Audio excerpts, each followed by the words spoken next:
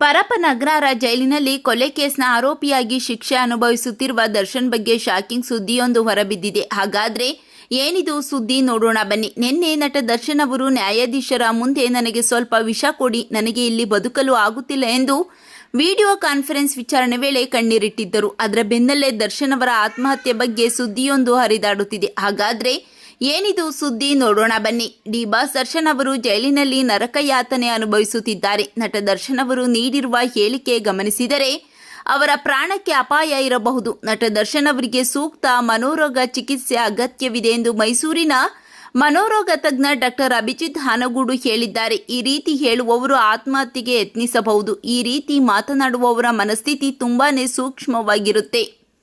ಹಾಗಾಗಿ ಎಚ್ಚರ ವಹಿಸಬೇಕು ಎಂದು ಮೈಸೂರಲ್ಲಿ ಖಾಸಗಿ ಸುದ್ದಿ ಮಾಧ್ಯಮಕ್ಕೆ ಹಿರಿಯ ಮನೋರೋಗ ತಜ್ಞ ಡಾಕ್ಟರ್ ಅಭಿಜಿತ್ ಹಾನಗೂಡು ಹೇಳಿದ್ದಾರೆ. ನಟ ದರ್ಶನ್ ಅವರ ಹೇಳಿಕೆ ಗಮನಿಸಿದಾಗ ಜೈಲಿನಲ್ಲಿ ಅವರಿಗೆ ಕಿರುಕುಳ ಆಗುತ್ತಿರಬಹುದು. ಜೈಲಿನ ಮನೋರೋಗ ತಜ್ಞರಿಂದ ಚಿಕಿತ್ಸೆಯ ಅಗತ್ಯವಿದೆ. ಜೈಲಿನ ವಾತಾವರಣ ಅವರಿಗೆ ಈ ರೀತಿ ಹೇಳಿಕೆ ಹೇಳಿಸಲು ಕಾರಣವಾಗಿರಬಹುದು. ಮೊದಲು ಹಾಗೂ ಎರಡನೇ ಬಾರಿಗೂ ಈಗಿನ ಸ್ಥಿತಿಗೂ ಅವರಿಗೆ ಭಿನ್ನತೆ ಇದೆ.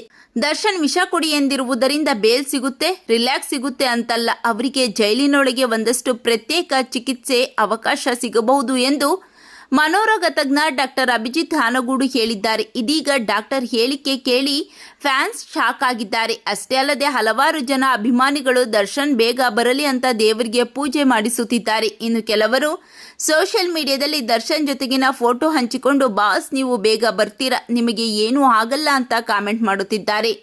ಡಾಕ್ಟರ್ ಮಾತಿನ ಬಗ್ಗೆ ನಿಮ್ಮ ಅನಿಸಿಕೆಗಳನ್ನು ಕಾಮೆಂಟ್ ಮಾಡಿ ತಿಳಿಸಿ.